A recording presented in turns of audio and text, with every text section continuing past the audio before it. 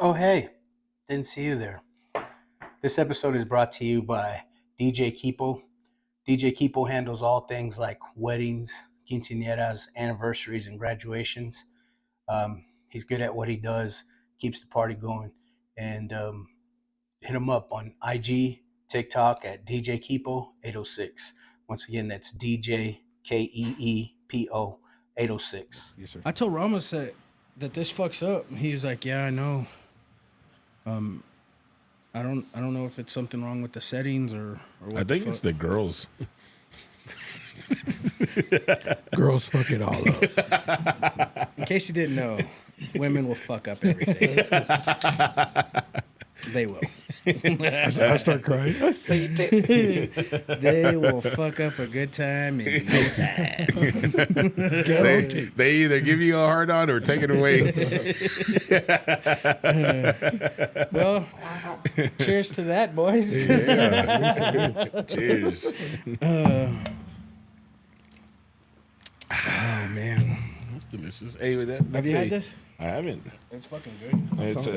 It's a seltzer. No, it's a tea.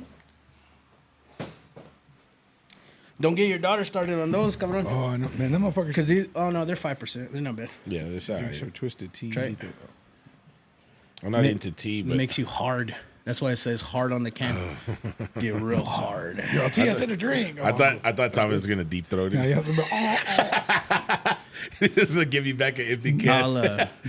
I usually empty these things out. I'll release some personal info here. I got fucked up at the basketball game, Yeah. and then the night before that, I don't know what the night before that was. That was It was your birthday, the basketball game was my birthday, so I Okay. don't know what you were doing on Tuesday. so maybe the night after that. So But one of those nights, Yeah. we were gonna go do the sexy time, and I had whiskey dick like a motherfucker, dude. And we were probably, Good old whiskey dick. we were probably like 40 minutes into it, and I was like, "It ain't happening. Just go to sleep." And she's all mad, like, "No, you got to." It's like, "It ain't. Let's go to sleep. We're gonna be here for hours." And then he goes to I'm just sleep. letting you know. Whiskey River, take my mind. I was tripping out, man. I had whiskey dick since fucking goddamn, and our party days. Oh, yeah. Yeah.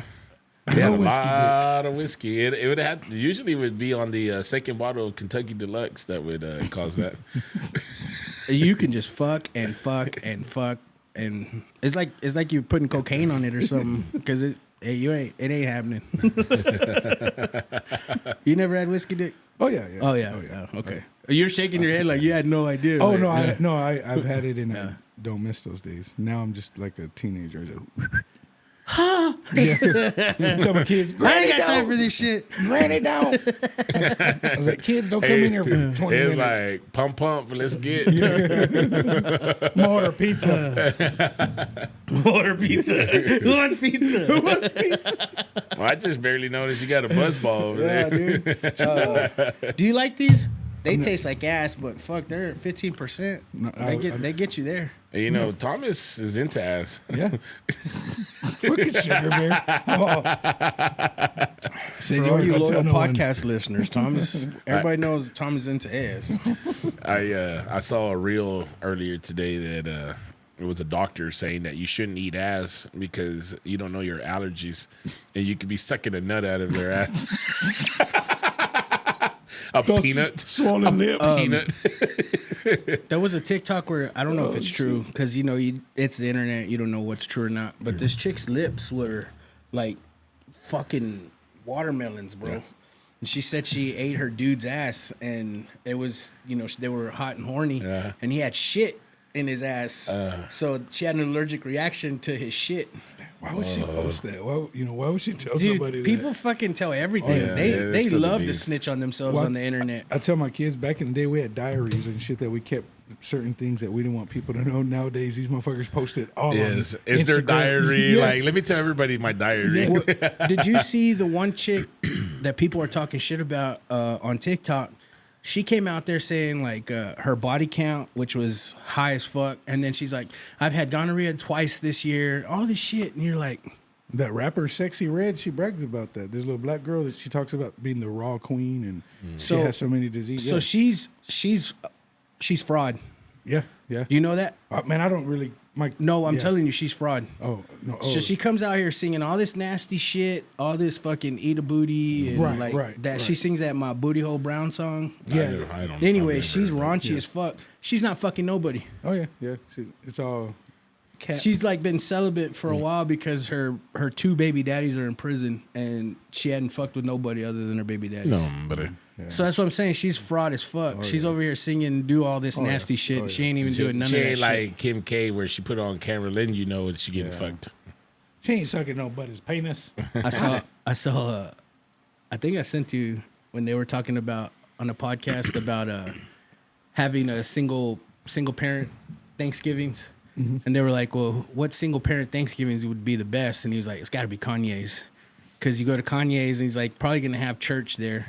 Yeah. Because he has, it's called church, right? Mm-hmm. His congregation, it's called church, right? Church, I think. They're like, yeah, you probably have church at his house. And then he's like, then she goes back to her mom's house where there's nothing but trans and goth and satanic shit. I'm going to go stay at daddy's, mama. Okay. He's crazy vocally, but his that kid's family is crazy. Like the Kardashians are just crazy. Oh fuck! They're just like just as crazy. Morally, yeah, their morals are all fucked up. Yeah. Like big time. There's no morals, but they do stupid shit. Like beyond morals, like doing stupid shit. Yeah, is stupid. No, I think like.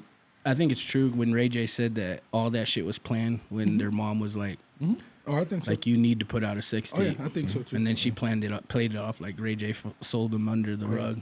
Oh yeah, no, but it was all planned. Apparently there was a last episode, or not a last. I don't watch it, but I saw a clip where her sister was like, "So why did you make a sex tape, anyways?" She goes, "Because I was horny. I wanted to have sex, and he recorded it." Yeah, she was already doing that for a while. Yeah, they were hoping it would boost his career because he was already a little popular. Yeah. He had his obviously growing up on TV, and he had that one hit song at the time. Yeah, it was like you said, it was all meant to happen. Don't you think like she was hot enough to make it on her own though? Yeah. Like because she was like she already don't have on the any scene. talent. She don't have no talent to make it by herself. And I'm assuming that's what her mom thought. You know, knowing that because her mom was connected to OJ. But back then she was beautiful. Yeah. You know what I mean? Like, but still, you can. There's a whole bunch of beautiful chicks. Well, what can you do? But this was before social media. Yeah, and that's why you needed a sex tape to do that. I guess. I can't hate on her because I rubbed one of many to that one. But to one night in Paris. I've never seen her shit. No, never. It's boring as fuck. I don't even like. I don't even like Kim Kardashian. She don't know how to fuck. Yeah. And so, like, maybe like little, not that they were showing the video. It was like, oh, this was the sex tape on TV or whatever. And they just show like a small little tidbit before they're actually having sex. Yeah. That's the only shit that I've ever seen. It's boring. You're not missing I didn't have to watch it. No, but when I found out that Paris Hilton had a sex tape, I was 100 on that one. She was boring as fuck too. She was boring, but I still love Paris Hilton. Yeah. I remember that was the thing back in the day. You can go look up celebrity porn and all sorts of shit would pop up. They'd have fake the AI back then. So Jennifer Love Hewitt. So back then we saw the R. Kelly piss tape. Yeah. And I had no idea, like legit. Looking back now, I had no idea I was looking at pedophilia. Yeah, seriously, me neither, bro. Like, you know what I mean? When you really think about it, I think back now and I was like, what the fuck was I thinking, like, watching that shit? I never saw that either. Because she was like 12, right? 12 to 14. I think she was 14 years old. Yeah. Doesn't make it any better. No, it doesn't, but yeah. Yeah. She just hit puberty, yeah, for real. And like I heard like her tia dropped her off. Mm-hmm. Oh, yeah. To get fucked. Man, dude, that's not even. It goes beyond R. Kelly. Like they be dropping off. Back, I don't know if they're still doing it, but back in the day, it's like we got this right here. Yeah, but can you imagine like, okay, your sister dropping off her 14-year-old daughter? Yeah, no, you know what I mean? Yeah, that would be and then telling R. Kelly just have your way with her, and I'll pick her up in the morning. Whatever happens. What the fuck, dude? And Like, you would hear stories how they go after the family members that are the weakest. So you when you would hear like one of these young kids, their uncle or a family friend, those were the ones that were always allowing that shit to happen. And then a lot of cases, the mother, you hear like Britney Spears' parents, but that bitch is whacked out as it is. But yeah, with that, bro, it goes back. I don't know if y'all remember this. Was it Danny Butterducci, that redhead? He was like on the Partridge Family. Yeah. I'm old and shit, but he always had this drug habit, and he was known for sexual stuff, you know, being a sex addict. Well, as years go on, you kind of hear his story, and he let you know about, man, they were messing with these kids at an early age, so they're getting even fucked back up. in the 70s. 70s Yeah. and 60s, bro, you know. And I think it was Oh, it more goes all the way acceptable, back. like, in the 70s. Yeah, Like, cause, it was, Because but- you were looking for a husband already, and you're like 14, yeah. 15. Oh, yeah, true. Yeah, true. you know, going back a little bit further, 14-year-olds, 15-year-olds, they were getting married. Oh, yeah. Like, you can probably, if we lined up 15 people of our friends across the street and was like, all right, your grandmother, how old was she when you got married? Oh, yeah. And they're always going to say 15, 16. Especially in the Hispanic, in the black community, there's, I don't want to say you didn't have no choice. And then in the religious aspect, you know, back then, yeah, you're 12 years old, bitch, you're out the house, you get married, and then they go help your new husband. And, Yeah. you know, I couldn't imagine that, man. You're still a fucking kid. yeah. Yeah, but- My thing is, like, let them learn to wipe their ass right. You know what I Yeah. mean? Like, before you. But you know what? We today also delay their growth too. We shelter our children way more Oh, yeah. than they sheltered back then. Like for instance, when I was in Mexico earlier this year, there's little kids, 9, 10 years old. They're talking like grown ass men. And I'm, nah, ain't no mamas. And they're like, God damn, this fucking kid said no mamas. And nobody even bats an eye because those kids are basically grown ups already. They're Like, working jobs. yeah, and, they're like, they're providing working, for families and shit. and they speak with the same language. And well, we don't do that here. Like, it's a little bit more sheltered. Even when we were 14 years old, we were way more advanced than any 14-year-old today. Oh, yeah. I know when I was 14, I could talk to a girl.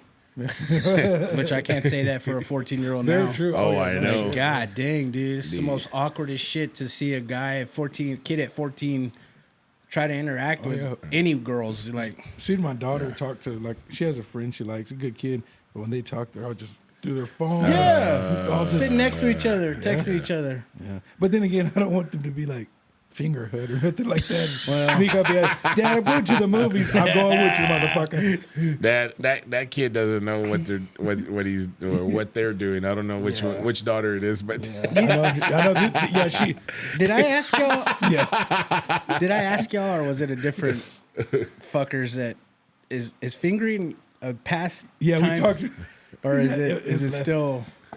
I'm gonna let you know right now, TMI. Mine doesn't like that shit at all. I think it's a pastime thing. Yeah.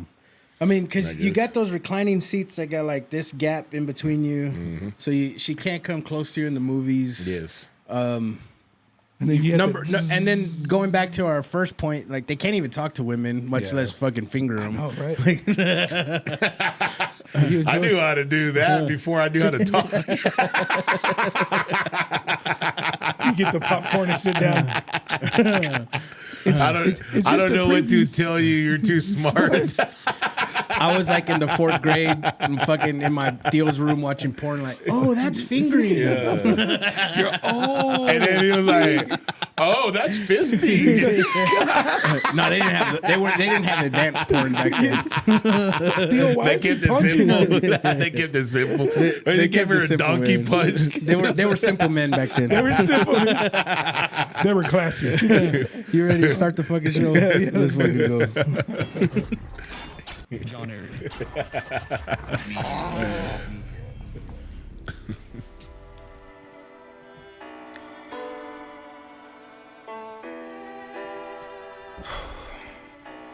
Okay, here we go. All you ladies, pull your chi-chis out. This is the JP Lopez show. Also, if you're a transgender, pull your pecker out. This is the JP Lopez show. What is up? Thank you for tuning back at the JP Lopez Show. I always say, man, if you're not watching the YouTube, you're missing out on the pre-show shenanigans. That was pretty good. That might have been the best one. I forgot we were. The best free one. He was like, well, wait, we were recording. That's the best free one because, like I said, I'm gonna get a Patreon with all y'all's other shit, incriminating shit. I got Thomas and Eric back in the studio. Goddamn, man, this episode comes out tomorrow. We're crunching this time, man. Fuck. On the nick of time. I know, man. Just schedules have been fucked, man. Yes, sir. Are y'all ready? Are you ready for Thanksgiving? I am It's like ready. 9 days away. Oh, I know. Yeah. I'm actually more ready to go to Cancun than I am for Me Thanksgiving. too. Me too. Yeah, nice. Okay. Oh, nice. Yeah. Nice. Yeah, I'm ready for Thanksgiving. I was lucky to have my family little get together this past weekend. My brothers came. I saw that on your daughter's Man, post. bro, it How fun was that? Much needed, brother. Like You forgot how good that felt, huh? man, dude, it was just crazy. It was. I think I made a post. It was almost like my dad. The more I think about it, it's like my pops was there. All my uncles were there. It's almost like they're maybe in the next room or something. yeah. But even my sister and a couple of cousins, there's like, man, that presence. But there was at least 50 to 60 of us, dude, in one of my stepmom's That's house. fucking Bro, and badass, it was bro. just no drama. You know, they asked me to lead the prayer and put me on the spot, but I was like, God used me. But it was awesome, bro. Just seeing family, and as we get older, we all have to realize we become the uncles, you know, the Oh, yeah. tios and tias. Oh, yeah. But it was a beautiful experience, man. My brothers and sister, I needed it, man. And so I'm ready for Thanksgiving to hopefully see some family and friends. I might stop by y'all's house. You know what I'm starting to put in my mind? So at family gatherings when there's kids there, Yeah.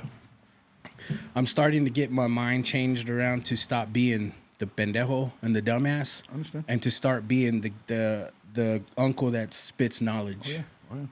You know what I Yeah, mean? you come to that point. Yeah, because there's enough funny business on TikTok and all this shit that they're watching, but no one is gonna tell them like I'm gonna tell them. Yeah. Like, hey, fucker, don't do this and don't do that, and And you know they need that too. Yeah. So that's good that you get to that point because we become those uncles, bro. You know what I mean? yeah.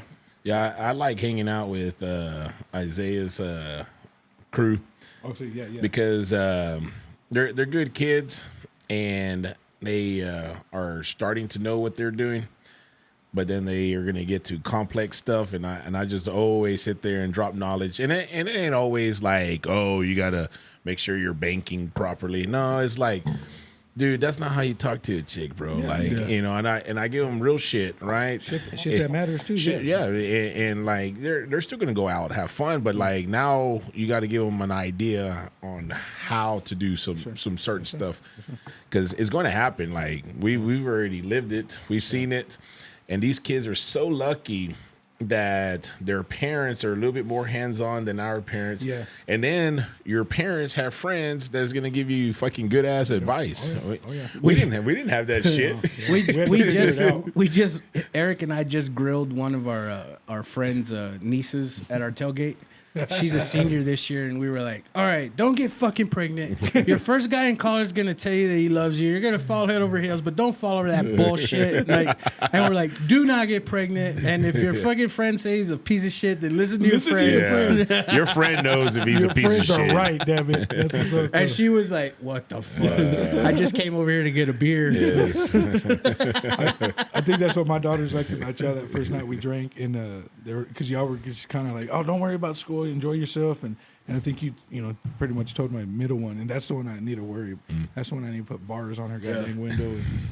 And don't make me a grandpa yet, not yet, please. Not yet. So let me ask you this: the cousins, the young cousins at your family, were they interacting? I think that's what made it. It was awesome. They weren't like just on their phones or you know, they're at the age now that they know some of the uncles. So yeah, they're interacting. My brother Steve was kind of messing with the younger ones that really don't know us, and they're kind of like, leave me alone. And my brother Steve, man, Just being awkward as fuck. stupid as shit, bro. Breaking stuff on the wall, and he just looked and he said, "It wouldn't be a party without me." But it was so cool. Yeah, you had the young generation just kind of helping Theos out and Theas, and my stepmom. Shout out to Charlotte Williams. A lot of people know her through. She worked at Tommy's Burgers way back in the day, and beautiful lady, bro. She opened her house up to us and threw down For man. 50 of y'all motherfuckers. Like, yeah, it's literally, bro. There's a little video, and I was counting. I was like, bro, that's like 40 something, and then there was some outside in the living room. But it was a beautiful thing, bro. Like I said, if you could feel my family's presence there. Yeah, and, man. Getting family together is always a good deal. Yeah, and I pray that more families can do that. Exactly. Like I think that's becoming a thing of the past too. Everyone's on struggle time. Everyone's on hustle time. Yeah. I mean, it's just no time to get together with family no more. And a lot of people say, they say, your grandparents pass away, or parent, it does. Shit changes when your grandma and grandpa are the ones that held it together. Yeah. Throughout the years, I've lost all my aunts and uncles. I've told you a story, 9 of them, and my grandparents at an early age. So I realized, yeah, you can miss those people, but if you don't become that for the next generation, they're gonna miss out on the cousins hanging out and spending the night. And my daughters went and chilled with my sis, and then what's family after that? Yeah, nothing. You know what I mean? So it was, man, bro, it was much needed, and I really do pray that anybody that's listening to it, man, if you have some issues with family, let that shit go. Even if it's for one day. If your grandparents or your tios or your mom and dad got together and those memories is what made family, man, give your kids that same opportunity. The way I see it, if it's money that's causing a wedge between y'all, come on, let that shit go, man. Yeah. You just paid $50 to have peace and quiet for them few months or that year or whatever. Yeah. Get over it, man. Move on. Yeah, move on. Yeah, $50 ain't shit. Nah, for real. It really isn't. Like, yeah, I got it in my pocket. I can do stuff or whatever. But if it ain't in your pocket, then don't fucking worry about it. Because the value of it, family. Now, you learn. Don't trust that, but because you might pay $1,000 if you can get your entire family together. Like, so, and it'd be You're gonna pay close to that if you're having a barbecue. to have your family together. meat alone for the carne. But yeah, if I could bottle that experience up and show that it was well worth it. And I know because our families had some issues, cousins and stuff, but it was beautiful that they put it aside for whatever reasons, new generation. But my heart was happy and full, man. I don't know if Eric was raised like that, but it's something beautiful in his own fucking heart that when we have a get together,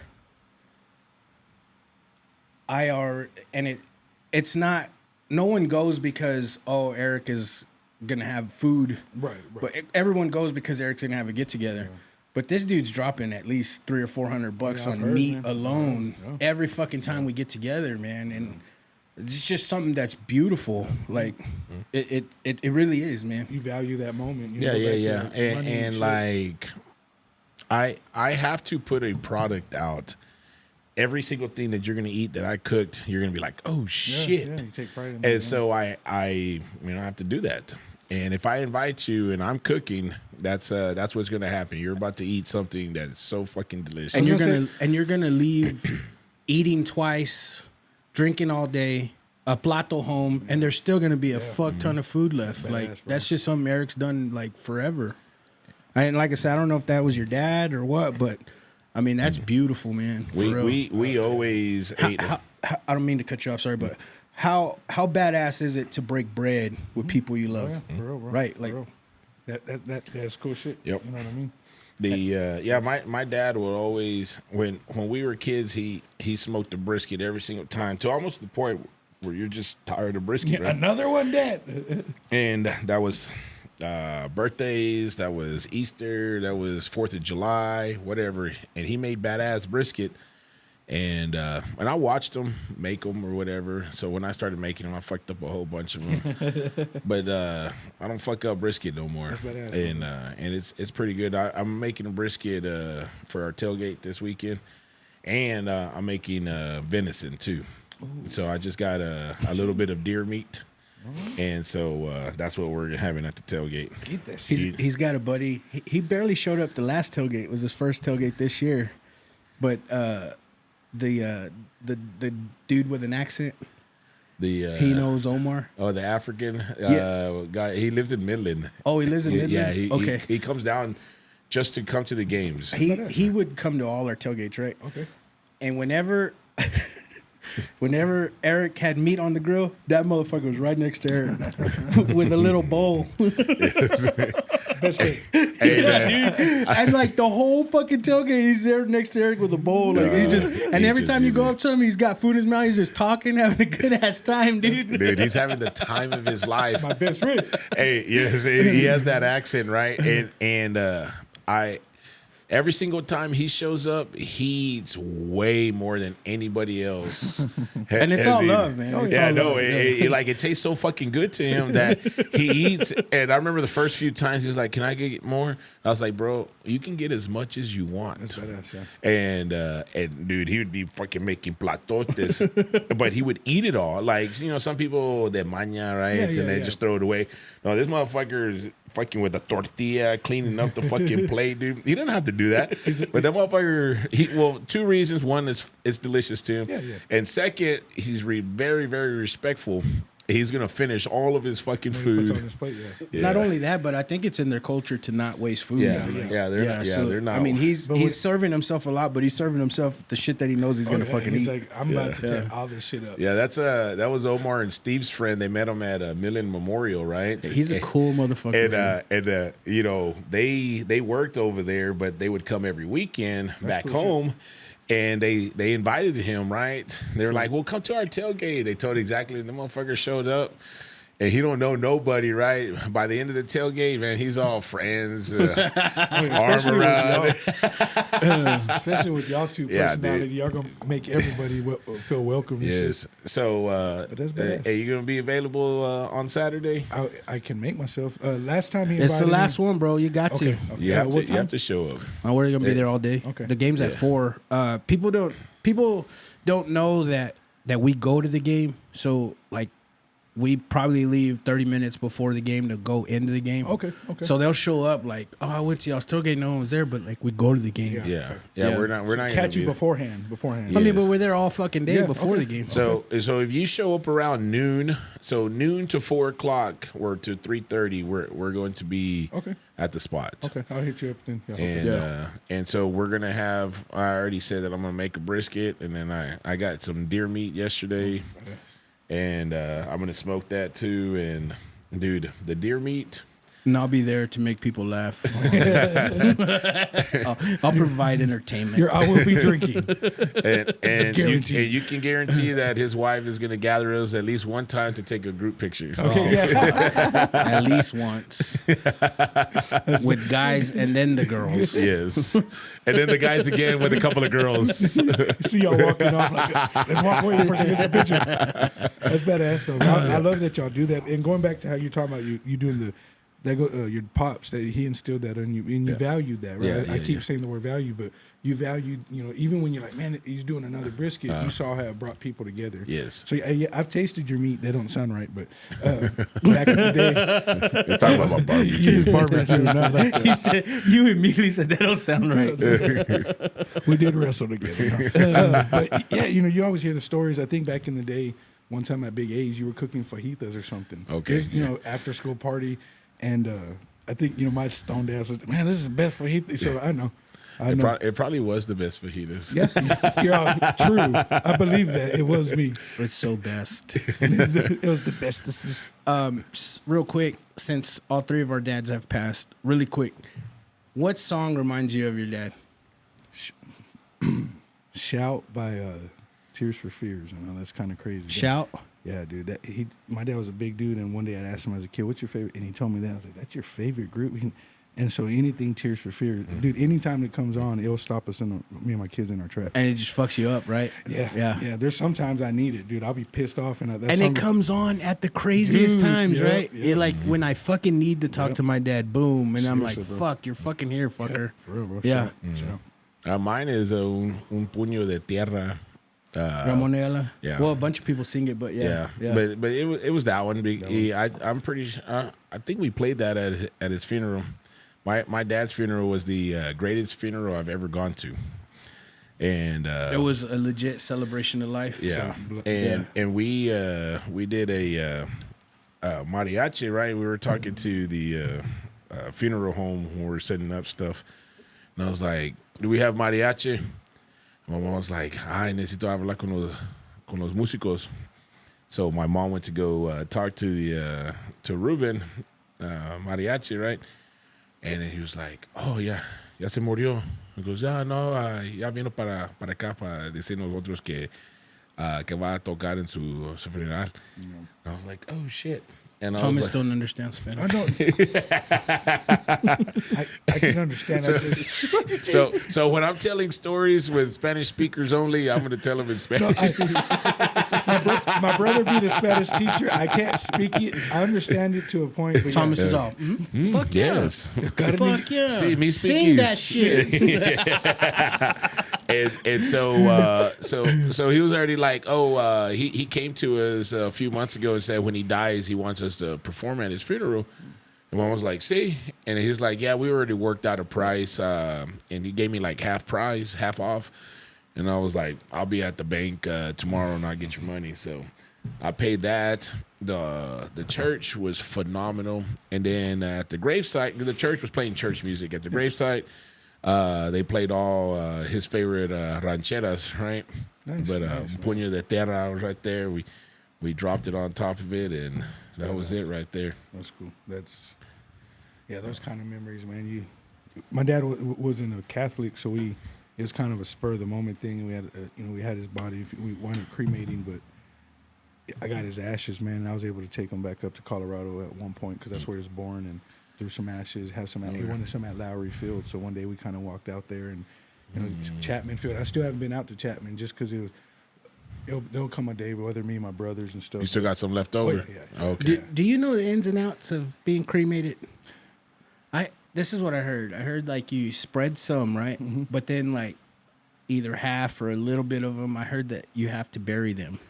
I think to a degree. I think like some people do put them out at sea. I think to let them rest. And I still have that dilemma. I don't know what I'm gonna do. I did get my brother and I, shout out my little brother Drew, got some little necklaces. And we put some in each one. And this last year I've let him keep the ashes because my pops has been gone 12 years now, and for the first 10 plus years I've had his ashes to myself. Because I want to be cremated too.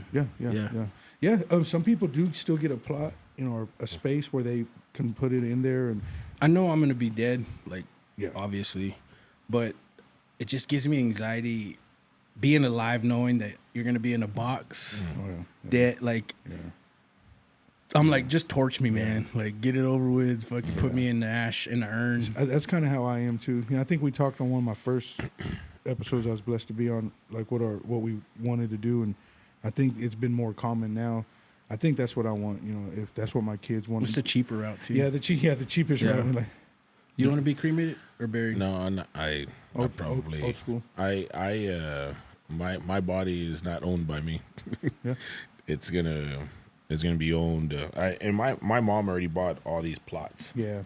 And my mom was like, "What's up to you? Depends on how big your family is, but you can get buried here. If not, then you can sell the plot." And I was like, "Well, I know for sure 100% that I'm not going to be cremated." Okay. Yeah. And you could say it's religious reasons. I'm not too deep in it. Yeah. But it's cultural. Yeah, I was going to say the culture. My religion is based off of culture. Yeah. And not necessarily like, I'm gonna have to be a holy roller about it. Yeah. That's what I did for the wedding, and actually it was not just my wedding, and I was perfectly fine with it. But that's how they wanted it, and that's how it's going to be. Yeah. And that's how my mom got married, and I've got all my like that sacraments. tradition. So I'm not gonna do it. So I probably more likely gonna get buried. And I miss that in the sense that my grandparents are buried. I miss the family getting together.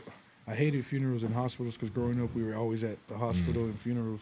But I miss that tradition of that, so we kind of got away from that. And you hit on the nail. It's really because the financial parts of it. But my mom wants to be cremated, so I'm trying to get all the information what she wants and what she wants me to do with their ashes. And I tell my kids the same thing. It's really what they want to do. Yeah, If they want to hold on to them, if they want to go to the old Rangers ballpark and spread some, if they want to, whatever it may be, it's all about finding peace now and with that person while you're here. Yeah. So because when they're gone, they're gone. But Did you ever replay your funeral in your head? Oh, when I was younger, bro. When you were younger? Man, I hope JP shows up. All my partners show up. Like, oh, you're 12 years old. I want them to pour out 40s. He even got the song and everything. It's like, and this is for my homie. And that gangster, bro, that was my shit. For real. And that bitch better be crying for me. She better be crying. For that gangster league. And if Thomas don't get in her face and say, bitch, he hated you. Why you here? I did you were to my homies. Yes, sir. That was my shit. Take a sip and that. Bro, that took me back to 7th grade, 8th grade real quick. But yeah, to answer your question, I really did. I did too. In middle school, I always thought about my funeral. I'm like, why the fuck am I thinking about dying all the time? Who's going to show up? Yeah, I never thunk it. No. Yeah. No. So, my dad's favorite song, well, you know, to be honest with you, I don't even know if it was his favorite, but he always played it. Mm-hmm. And it was Stand By Me. Oh, dude. So that always reminds me of my dad, right? Yeah, so we're about to get married, and we're talking about the song to come down the aisle. But we got married at Jones Stadium, right? So she's going to have to come down this long stairwell. Okay. So it's got to be kind of a long song, whatever. She has no clue, zero, that's my dad's song. Oh, okay. And her first, like, just not even thinking about it, she was like, oh, Stand By Me. Dude, I fucking cried like a little girl. She's like, what the fuck's wrong with you, stupid? Yeah. For real. And I was like, they have no idea what that song means, because that just means that my dad's going to be there. And then she was like, oh, shit. I explained to her. She's like, oh, fuck. So, yeah, dude. And it's like you said, like, the most fucking time was like, fuck, Dad, I really fucking need you, man. And then, like, the song will come on. Yes, sir. Like, I'll be at an Amigos, and the most random fucking place, you hear it on the radio, you're like, fucking A. I know they're playing puro rancheras, Yeah, and they're then that fucking shit pops playing up. Stand by me. Yeah, for real. And man, it's crazy because when you think that your heart, it could be a good moment, be a bad moment. And yeah, when it's crazy because when I was a kid, my dad was like, I thought maybe he liked Led Zeppelin or some heavy metal rock or some, old 70s. And yeah, he was like, shout. And so even as a kid, I always liked the song, but I would still think like, that don't make sense to me. But when he'd work out and stuff that, I used to work out to fucking Mariah Carey. And shit in high school. But he was like, yeah, that meant to work. So anytime I hear it, so it can be Everybody Wants to Rule the World and Shout, bro. I'll hear him. To bring the most recent one, I was having a bad moment. It was probably a few months ago, health issues, and was going through some shit. My truck was down. I walked home, came back, and I don't listen to the radio in the house, but went to the room, got me one of my cigarettes, and I put on my phone, and a random YouTube song came on, and went to an ad, and then the next song, it was was it Musically, I think is the app, but the next song was Shout, And he's like, fucker, I'm here, man. Yeah, bro. And I couldn't help but I was. I know you're going through it, but I'm here. That's exactly how I felt. And, and I just had to let it go. And I don't cry as like I used to. I used to be a big titty baby, man. I was real emotional. I can't cry as much, but certain moments like that, it's like just I hate that my dad passed away, bro. Oh yeah. Because you knew me. I was the fucking tough motherfucker, like. And when my dad passed, man, fucking commercials made me cry. I'm the softest pussy now, man. Yeah. And I'm like, man, Dad, you fucked me up. Well, it's good that you're able to feel those emotions, whether it sucks that it has to be that you have to go through. But, it's when you face those emotions as you get older, you can help someone that was young and crazy like you, or that didn't face those emotions. But, yeah, hearing those songs, man, Stand By Me is that's one of my all-time favorite songs. Yeah. So. Let's take a quick break, man. Yes, sir. All right. And we're back. Yes. So we left talking into some deep shit, but I kind of want to lighten it up a little bit. I wanted to talk to you specifically about this topic, but so I'm trying to get my shit together, bro. Mm-hmm. I really am. I'm not trying to eat like a slob no more. I'm trying to get into the gym as much as I possibly can. With the schedule that I have, it kind of sucks because I'll blame it on being tired, which I know I can push through it, but it's going to be a shitty workout. Yeah. But I'll still go through it. Yeah. I think going through the motion will kind of help you to make it a habit or whatever. But I'm fucking addicted to food, bro. Like, Me too, brother. like, I'll fucking go all day eating proper, correctly, and in line with what I want. And then late at night, I'll fucking Uber Eats and like just eat that whole fucking order. Be so pissed at myself, like not only physically sick, but mentally sick, like with me. Yeah. That I was like, how the fuck did you just do that? You know what I mean? So it's not even satisfying, but I still fucking do it. Yeah. You know what I mean? Like, I guess I'm can sympathize, I guess, a little bit with the fucking drug addict because I kind of think that's the same. It's the same like a crackhead. There's some supplementation that you could take that'll take that away. For real? I'm down to fucking hear about it. And I'll tell you. Yeah. I'll tell you later on it. But dude, I'll go all fucking day only to ruin it at like midnight, and then the next morning I'm like, well, I already fucked it up, so then I'm gonna go eat a fucking horrible breakfast. Sometimes we revert to what we're comfortable with. Because I can't say I've tried to get in shape, but I'll try to cut back on Cokes. Cokes are my enemy. And I'll do good for a few days. And then, like I said, drinking or, having a good night or something. And I'll Uber eat me some Whataburger or something late night and get me a. And you're not supposed to. I know. And you still do it. Because you, like I said, at that moment, it's satisfying. And then or like I said, it's not even necessarily satisfying. You do it. That guilt is like, or that that shame, but you're like, fuck it, I'm gonna eat it anyway. Yeah, and it's just what Genesis has helped me with that because she was in counseling.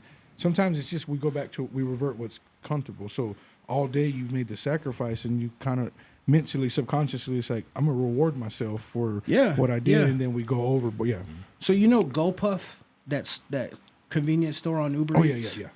So I went all fucking day eating right, eating proper, fucking. Midnight comes around, I'm bored, I'm fucking craving sugar.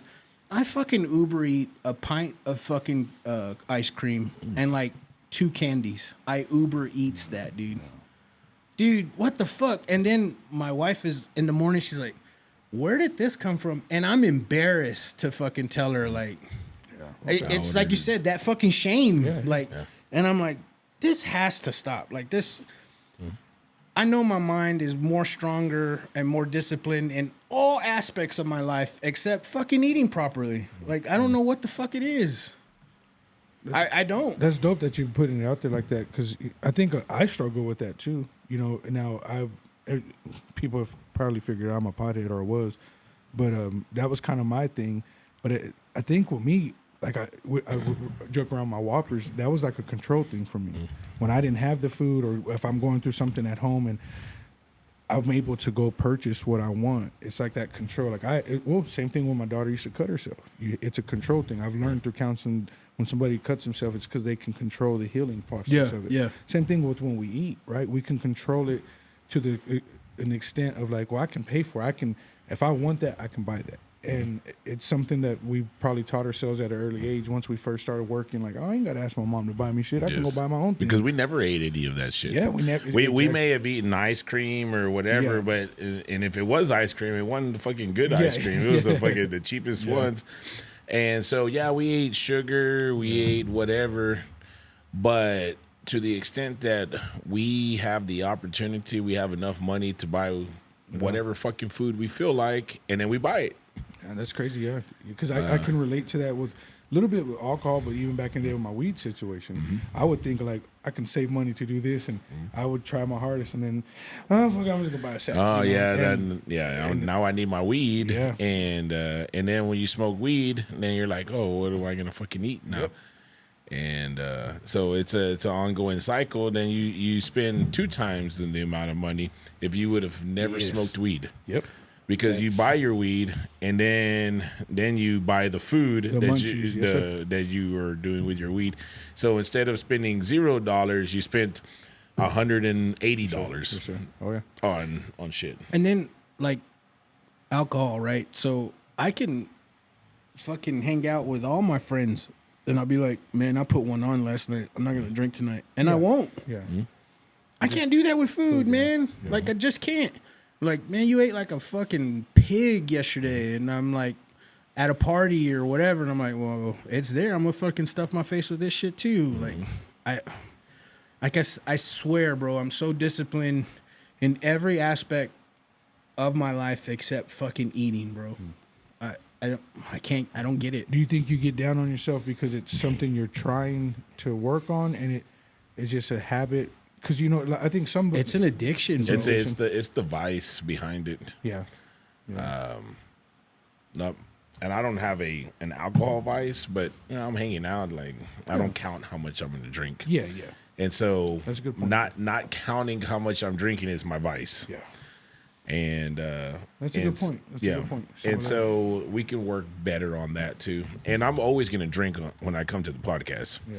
So I can easily say, well, I'm not going to drink it. And JP will be like, hey, we're going to record tonight. I'm going to go get some beers. I don't even feel bad about it. Yeah. That's how I am too now. Zero Yeah. feel bad about it. But if I'm drinking on other weekdays, if I had one or two, that's not a big deal. It's when you get like 10 and you're like, oh, what the fuck? Yeah, and I can see what you're saying. Yeah. Where you like, because I do that when I'm bored too. You know what I mean? And yeah, I do that a lot. Especially now. I used to hate DoorDash. Now I'm Genesis helps me. She's my accountant. She'll be like, Dad, you 26 here, 20 this. Yeah, exactly, dude. And I'm like, God dang, I need a separate job to cover my DoorDash. I try to save as much money as I can, and then if you look at because I do Uber Eats through Venmo, because I don't want them in my checking account. You know what I mean? That type of shit. Yeah, good point. It's fucking boom, boom, boom, boom, boom. You're like, God damn, dude. Like, cut your shit out. I'm glad you brought that up because sometimes I'm embarrassed when I just look at my shit. I'm like, I don't even want to look at it because my excuse is, I got to feed my kids and my mom or their mom sometimes. But me, even at work, so you have more discipline than me because it's an all day thing for me. Not You always buy your food. Yeah, and you always buy ready to eat food. Yeah, unfortunately, Yeah. and diabetes and stuff I gotta get on the ball with that. It's what's convenient, but even convenient isn't cheap anymore. No. You know what I mean? So it's become and I've created a new thing. Y'all do Uber Eats. I've never done Uber Eats. okay. But I have 2 Stripes. One that's half a mile from my house, and then one that's 1 mile from my house. And if you look at my bank statement, you're gonna see stripes. And so both Stripes provide different things for me. One of them is pretty fucking ghetto, but the fried burritos and the fried chicken there, phenomenal. If you're trying to get barbacoa, don't go there. Okay. You have to go to the other one. And then I go get the barbacoa. There's Mexican ladies that are in their late 40s and their 50s making your burritos. Oh, then, yeah. That's where you go to go get the fucking burritos. Well, Leroy, it makes the fried chicken and the fucking burritos, and you go over there to go get that shit. So I'm going back and forth all the fucking time. So now I'm almost going to Stripes every single day. When if you looked at my bank statement before I moved to my current house, you saw Amigos all the time. Yeah. Because I was going to Amigos. Now you just but I lived to the substituted other side of the neighborhood, and Amigos is not that close to me, and Stripes is. Yeah. So it's convenient, yeah. Yeah. So, you're working on your summertime body because we're going to Mexico next month. Oh, so yeah. And, dude, I've dropped some weight, but fuck it. My results would be phenomenal if I just cut my shit out. Mm-hmm. I just keep getting setback after setback, and I'm like, well, in my mind, I'm like, well, you're still down. Mm-hmm. Yeah. And that should not be the way that I fucking think, dude. Like, I fucking hate that about myself. Like, for real, I do. No, we'll figure it out. Yeah. And you are getting now. Not because what you're saying. You don't want to use the crutch of, well, I am losing weight. You look phenomenal. You're looking great. That discipline, that little hurdle that, like Boss Man is saying, you'll get over that. Maybe if at least you're hitting something, right? It's a wall. At least you're pushing yourself to a point that you can only keep going. But at midnight, bro, there should be no reason why I fucking Uber Eats a Kit Kat pint of ice cream with a fucking Twix and a Reese's Buttercup. Call me. There should be I'll no drop it fucking off. reason why I do that. Yeah, I'll bullshit None. side. I feel you, bro. I should know better, and I'm like, fuck it. It's like you said. It's like the fucking mentality. Somebody's eating some ice cream right now. They're like, oh fuck. They're like, yeah, JP, baby, want to work? Well, I bring that up because I hope people can relate, man. Yeah. Like, I really believe it's everybody's going an to relate because addiction. that is a true addiction. Yeah. It really is. And that's what I say. I everybody. thank you for putting it out there because I sometimes, dude, I'm an addict. You bring that up. I used to say when I was married, I was addicted to, pardon my French, pussy, weed, and food.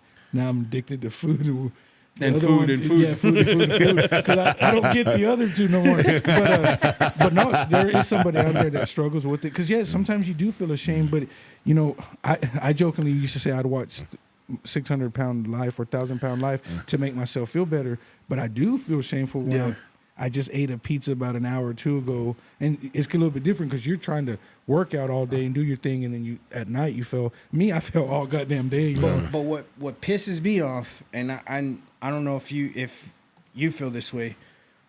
We know a lot about nutrition, just because we do, you know, and it's a fact that I'll look at all the nutrition fact on everything that I buy, right? But what the fuck is that for? That's out the window when I'm doing my pendejadas. So anyways, when people are like, oh, and I'm like, oh, well, I don't fuck with that because that's bad for you. And they're like, like, look at you. Like, are you serious? And I'm like, It's bigger. Yeah, it's bigger than the size. Yeah, because you know you've always been someone who's worked out, taken care of yourself, and I know you think that we're our own worst critic. We're hardest on ourselves, which is kind of where your success comes from, because you stay toned. But if you could focus on your progress now. Maybe you looking at the stuff you can improve on is what separates you from someone like me. But if you can also look at the progress, it is about the progress. And sometimes you are at a point where you know better, you got to do better, right? So if you can just work on it, but don't beat yourself up, brother, because somebody out there is probably going through it and they're not even at the steps where you're at. And so, it's an everyday battle. So maybe they see it's an everyday battle. Everyday so they see you battle. going through it, and they might think, man, JP's badass. He's got, he takes his, but then at the same time, they have to understand he still struggles with it. So I think it's badass you're sharing that, putting it out there though. And me and Paul, we kind of go back and forth on IG, sending each other like fat boy shit. Yeah.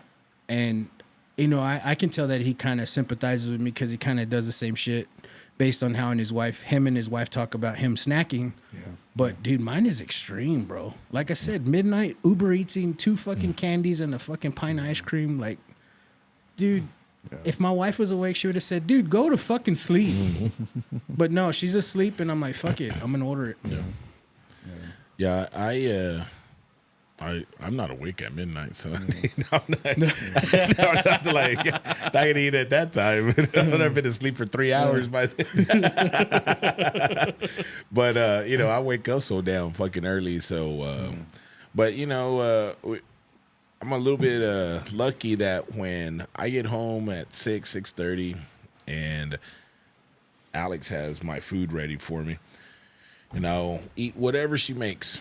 And it's always delicious. Yeah. Sometimes it's unorthodox, but if she has her time and she's making it, it's gonna be a cool, proper plate.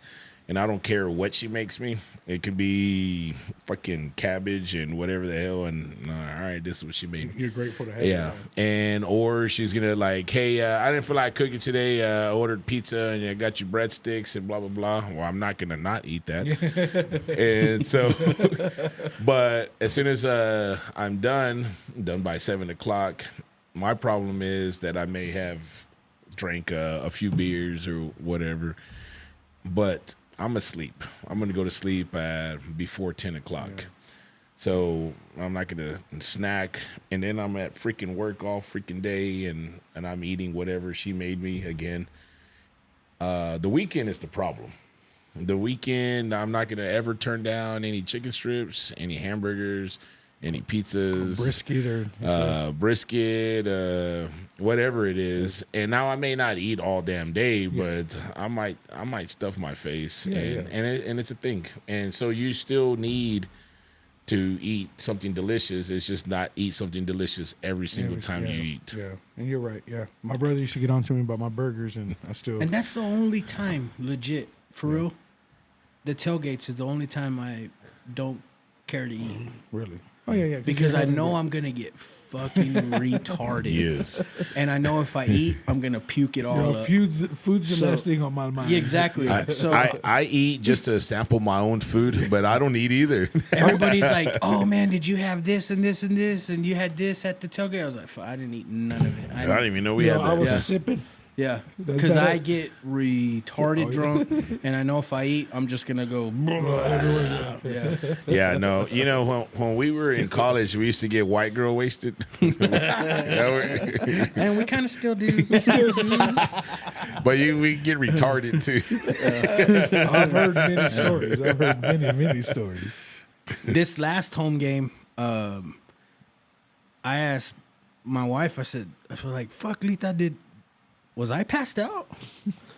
And she goes, "No, why?" Like, I go, "Cause I don't remember none of the fucking game." Was I passed And she was like, "Well, you weren't passed out." I go, "I don't remember zero of the fucking game." And that, my friends, is called blacking out. Yes. Well, we did it hardcore, right? Because we had a small allotment of time. It was a Thursday game, right? Yeah, it was a Yeah, Thursday yeah, game. so- So we showed up and we just fucking just Got to running. shots, yes. More shots, yes. A shot again, yes. And then I went into the game and I ordered, just kept on ordering beers and beers and beers to the point where we still had leftover beers when the game finished that we bought at the fucking game. and I was like, "Oh, hold on!" I I said, "I, don't gotta buy finish no this." beer at the game. Zero. I I take always- 2 flasks and I buy water Yes. and then just bourbon and water. I'm buying. Well, there's a little booth right next to my seats, so now I'm like, oh, I'm gonna give me a beer real quick, right? Or 2 beers or 4 beers, whatever the fuck. So I had an entire full can, and it wasn't open, right? They usually open them all, but and I was like, this was not open. So she put it in her purse, and she's like, let's go. And we fucking walked out with that motherfucker, and I was like, oh shit. So when we were about to get to the street, I said, give me my beer. So I started drinking this all. So I liked now that Thursday was cold because you know, you're walking to the game with your fucking bourbon, right? And like at the gate, they make you throw it away. Okay. Well, I just stuffed it in my fucking hoodie, right? So I walk in the game, and then as I walk through the gate, I fucking take my cup out, and Lita's like, "What the fuck, dude?" And I was like, "I got through." So then I go to my seat, and the dude next to me is like, "What the fuck, bro?" And I was like, "Hey, I'm Mexican, bro. I ain't spending no $11 beers here, bro." Yeah, that was a fun game to be at, actually, because TCU's been ruining our fucking attitudes for a minute. We needed that. I wanted to beat them so bad last year when they started that whole cactus I desert know. bullshit, and then we shit the bed on that. No shit. I was glad to know that we beat them, but I don't remember it. No, I heard. Yeah, I do not remember it. I was trash. That's when you know it's a good time. Everybody on my side of the stadium were throwing tortillas at them every time. There's a kickoff, they fucking try their hardest to hit the motherfuckers in their back, and I was like, "Fuck them." I remember doing that shit as a kid with my brother, man. Long time ago. What do you think? What do you think these last 2 games? You think we got UCF? After seeing what they did to Oklahoma State, we'll see. You know what I mean? If we need it, get it. Of course, go to yeah, we another need bowl it. game. But you know that game was in Orlando, right? yeah, they were in. UFC. Now we're gonna win because the motherfuckers are gonna show up to West Texas on fucking Saturday, and the weather's gonna change 5 times in that same day. yeah. And then plus it was Bowman's team. Yeah. Oh yeah. That dude is trash. What a Right? tool! I mean, I give him credit for beating OU, but he's still trash. that's We can't crazy. forget what the fuck he was with us. He was horrible. Oh, I know. I seen somebody posted there like we should have kept Bowman. I was like, no, we shouldn't. No, Oh, Love the you kid, know but no, nothing about yeah. football. Yeah, No, you don't watch football. Do you watch lacrosse? That day? I'll kick your ass across the street. Old cricket looking ass. What you think we're gonna get embarrassed in Austin, or we're gonna hold our own? I think we're gonna hold our own. I think we're gonna hold our own. I think we're gonna get embarrassed. You're being No. realistic. You're. I mean, I've been there when we got embarrassed. Joey but I don't doesn't perform well on the road. man. Yeah. Neither does our offensive coordinator. No, that dude didn't perform well. Period. Hopefully the referees cheat for us for a change. Yeah. And we don't even get the calls at home with these fuckers. We don't. But then UT does not deserve any fucking calls. Yeah. Because first off, they're UT, but second, they're about to leave us, right? Or we just got a divorce, and fuck her, right? She thinks that the grass is greener on the other side, and all she's gonna happen to her is get gangbanged. Oh yeah. So we that. have to beat the motherfuckers, or at least put a good game. But there's so much on the line for them. For them, the college playoff, especially last year. I think they're gonna murder the fuck out of us, man. Now, I don't want that to happen, but I think that's what's gonna happen. if they lose to somebody before that game, then they'll probably not have the courage. I think they got TCU, which they're not going to lose to them. They lost their tailback, that Malik, whatever their star. I guess he broke his something or tore ACL. So they're going to rely. They played TCU this past Saturday, right?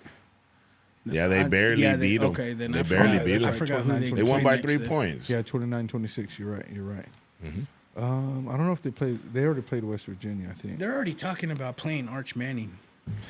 Yes. Well, Edwards is gonna start this. But that's what I'm saying. You got Ewers back. How the fuck are you talking about playing Arch Manning? Nobody. Arch Manning is They'd be stupid to throw his red shirt away, but if it depends on Ewers. If he leaves, I don't know if Manning's going to want to come back. You know what I mean? I already heard that he's going to transfer out. Yeah, I heard he's already looking to transfer. He's looking at Ole Miss. Okay, yeah. He's looking at. You'd be a dummy to get him. He's not that good.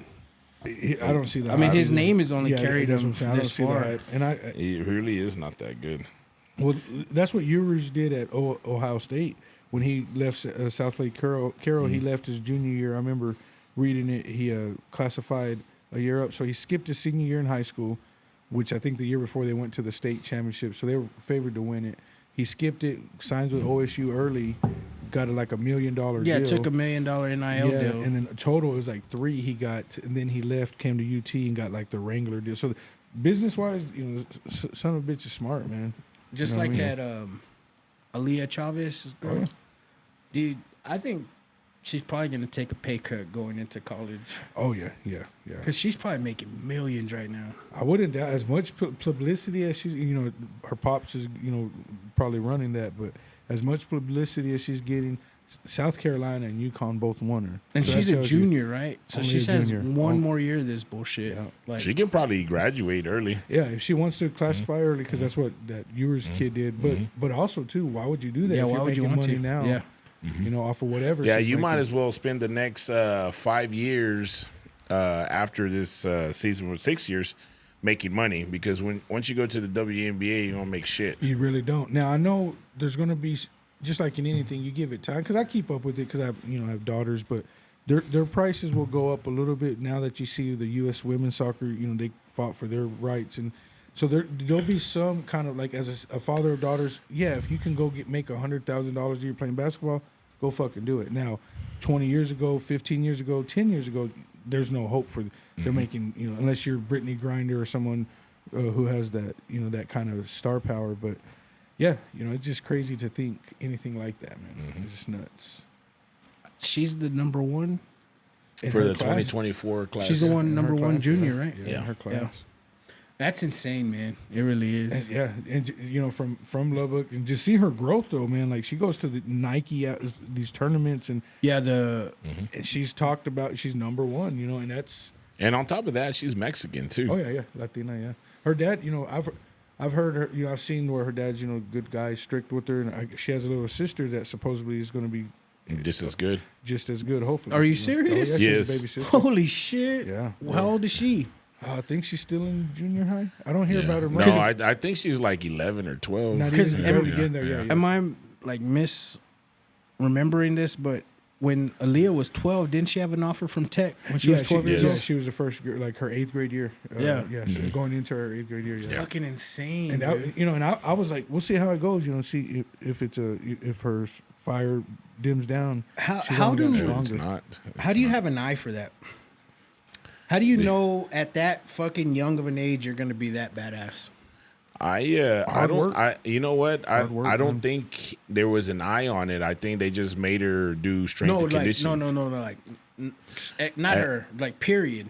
You know, But, like like- how do you know LeBron James at Yeah, like middle school is gonna be a fucking phenom? How do you? Well, When they have They- the total package, like because many people we've seen, you know, people we knew from high school that should have been played college ball that could've- Exactly, and then they weren't shit. You know what I mean? I think well, it's because they didn't keep on working. they didn't have the work ethic and the right people around them. Like with her, you know, you from all intents and purposes, they say her dad's like, you know, I think he said in 8th grade she was shooting like 1,000 shots, or she had to make 1,000 shots before she could go to school, something like that. So when you put that kind of work ethic into the kid, and maybe that's the difference between our kids at Lubbock High, you know, we don't always have the size, but sometimes that work ethic, right? You know, you don't have the money to have a personal trainer or coaches, or so now I like to see the wrestling. How we talk about wrestling all the time. You look at Lubbock High and even Coronado's blowing up.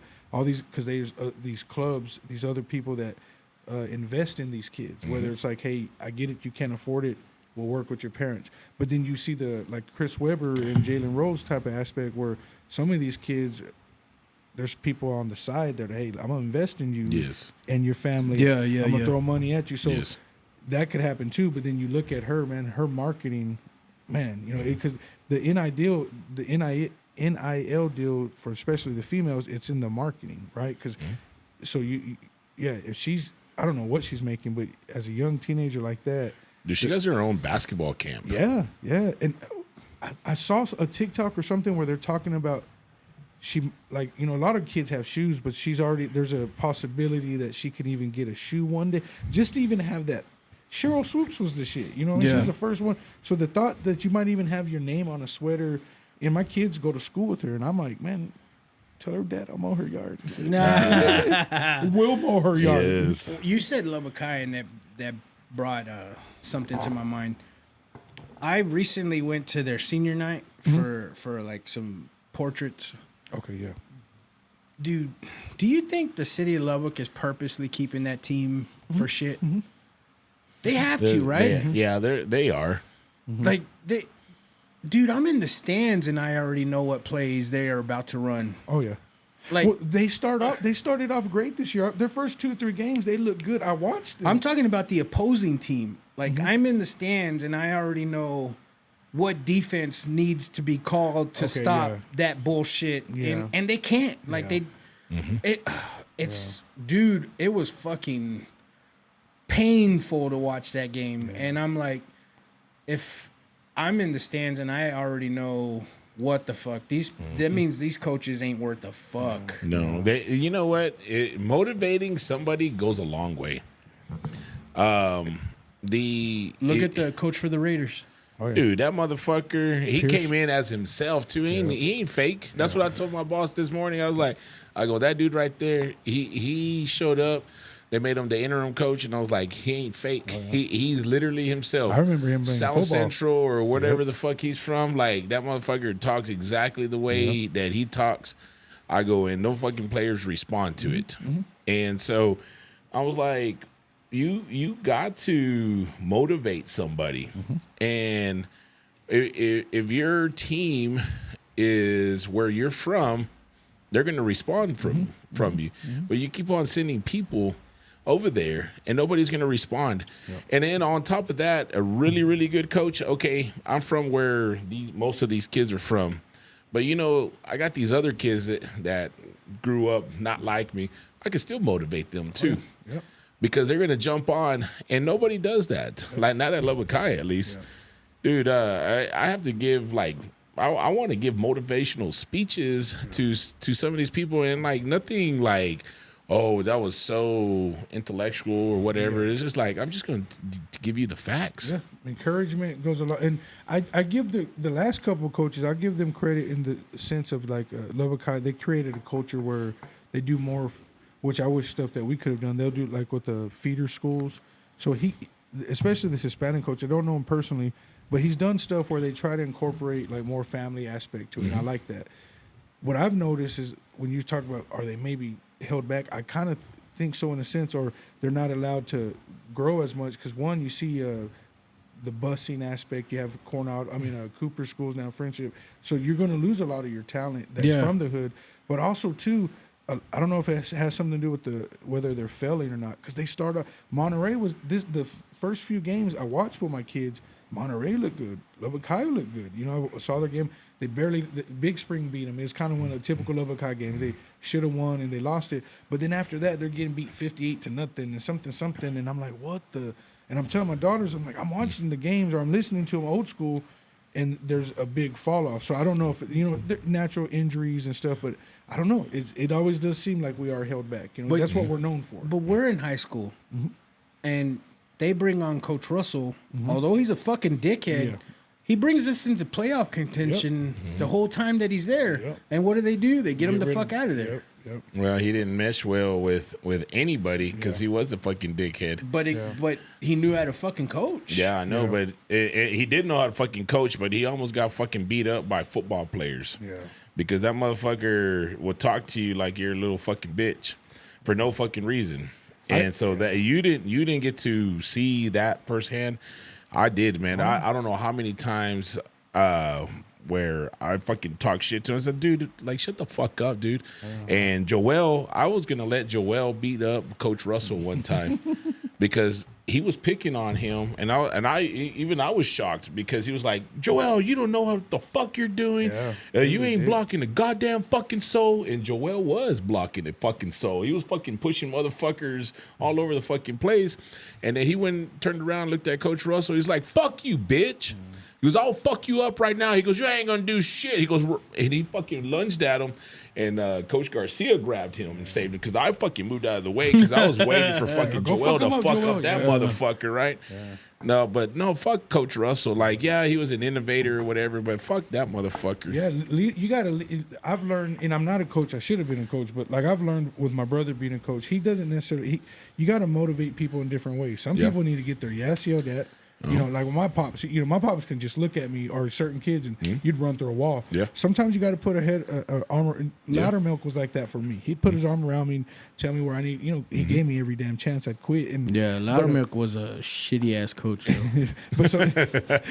but sometimes you have to, adapt to each kid, right? And I've learned that with Genesis trying to be a wrestling coach, I've told her that, some girls you're going to have to yell at them and get it through their head. Some girls you might have to pull them aside and like, listen, I understand. Not everybody's the same. Right. So when you can find coaches like that to help you, but when it's just one of these, like, do as I say, and you don't give those kids an opportunity to understand what the fuck you're trying to say, it only creates like this intense environment. So going back to, dude, we were 5-5. I still look at that. Coulda, woulda, shoulda. We as good as we were, the talent we had, the coaches. Yeah, but we were 5-5, but won like 4 fucking and that Coronado game was a make or break game. Yeah, we like that game would have sent us to the playoffs. Yeah. I don't know, man. I just think the city in general is holding the sports aspect of Lubbock High down just because their academics shine so much. And that's why I'm a big... They can't have the total package in Lubbock. And that's why I support their wrestling as even my kids at Monterey, because, dude, they've had state champs. And we're old school. Like I said many times, we're kind of like godfathers of it. But you see these kids, they're above and beyond where we could have ever been. And they still don't get a lot of shine from the city. So shout out to Coach Leal from Lubbock High. I follow him on Facebook. Real good person. Man, he does a lot for the community in that aspect. But not only for his team, he shares Estacado stuff. He shares the other ones when they're having senior nights. He's like, get out there. And so I like to see that community getting together. I wish our football could do that, but right now Estacados are one hope. They're going to be in the playoffs and they're going to hopefully do some damage. But yeah, I'd love to see Lubbock High get somewhere, bro. I just don't understand how Cooper changed their shit around so quickly. Friendship's always been a powerhouse, but you get these new coaches in for Monterey and Coronado, and they do decent, but you always get the new coach for Lubbock High, and they're consistently shitty. Yeah, consistently it's always shitty. bad. It needs to also start from the elementary. The junior high. How do I explain this? So, all right, Patrick Mahomes is huge, right? He's so huge, and he spent 3 years here in Lubbock, Texas. Yeah. So let's just imagine if we sent Patrick Mahomes, Texas Tech was like, hey, there's an elementary school we want you to go talk to. Just go say hi, tell them that try real hard, think about playing football, and be a Texas Tech fan. The closest elementary school to that football stadium is McQuarters. Yeah. They have spent zero time. Yeah. Texas Tech has spent zero time going to McQuarters. Yep. So if Patrick Mahomes would have showed up, 20-year-old Patrick Mahomes shows up, hey, guys, I'm Patrick Mahomes. I'm the quarterback for Texas Tech right here across the street. And now Patrick Mahomes is Patrick Mahomes, and all those little kids, little boys that were in that class want to be Patrick Mahomes. And there's only one way that you can attempt to be Patrick Mahomes is by playing football, right? So they would have been playing football. Yep. And then these kids would have grew up with the passion of playing football because they met Patrick Mahomes one time. Yep.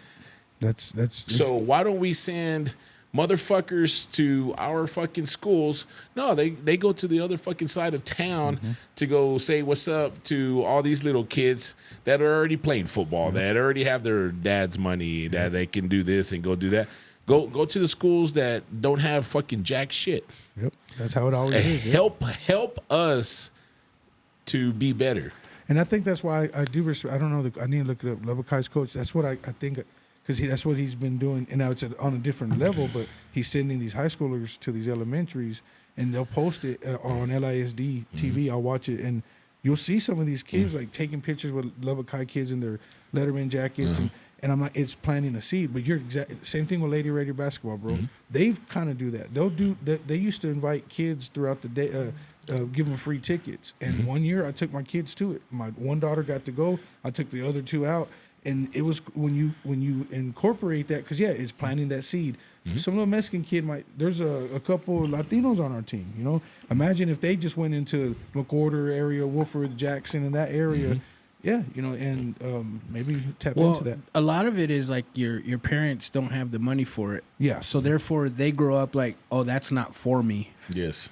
No, it is for you. Yeah. You know? Like, it's for you specifically. It's for everybody. Yeah. It's for everybody. Just you have to try harder. Yeah. And just because your parents don't know how to do it doesn't mean you cannot do it. Yes, that's good. They shit, do. bro. When I told my mother that I was gonna go to college, and she looked at me and she was like, "I'll talk to you later." Yeah. So the next day she goes, "So tell me about this college thing that you're trying to do." And I was like, well, coach said that I should probably try to play football in college. So I'm going to go to college. I said, well, I'm not going to play at those little schools. I'm going to play at Texas Tech or try to. Yeah. I go, but that's where I want to go. And she was like, all right, well, if you're so adamant about going to college, then good luck. She said, I don't know why you don't want to work, but if you want to waste your time at college. And she was like, I'm going to tell you right now that if you go to college, I can't help you with nothing. I don't know any of that stuff that they're teaching, and I have zero money to give to you to pay for it. But if you can figure it out and pay for it and pass your classes and sign paperwork or whatever it is, then good luck. Yeah. I hope you succeed, and I hope you graduate from college. And I was like, oh, no, I'll be fine. I said I wasn't telling you to help me. I was just informing you that I was going to attempt to go to college and see what I can do. But even that support she gave you is badass, because she's up front like, hey, I don't have money to give you, but you do it, I'm here for you. That's badass. So now this woman, my brother Omar graduated from college. And then Domingo's kid graduated from college. So now my mom's like, oh yeah, all I do is have college kids. That's right. That's all I do is win, puto. Get a family like me. That's all I do is win, puto. So that's it right there, right? That's badass. Fuck yeah. And salute to that. So I guess we'll end on that note, man. That's badass. Fucking like cheers, that. bro. All I do is win. Thank y'all for fucking coming out, man, on such a short notice. That being said, Thomas, you got any shout outs? Shout out to family and friends, man. Anybody listening to it, love y'all guys. Thanks for supporting my brother over here. hit that number for your business, bro. Hit me on Hit that Facebook. Tex-Mex. Hit me up on Facebook under Thomas Rios. If you need your leafs done, all that stuff. Yeah. Throughout the year, thank y'all for your support. You can also hit me up. The phone number, puto. 806-535-4215. Give me a text. And I promise you, I'm not talking to none of y'all's wives. You got space for more clients, especially with the whole.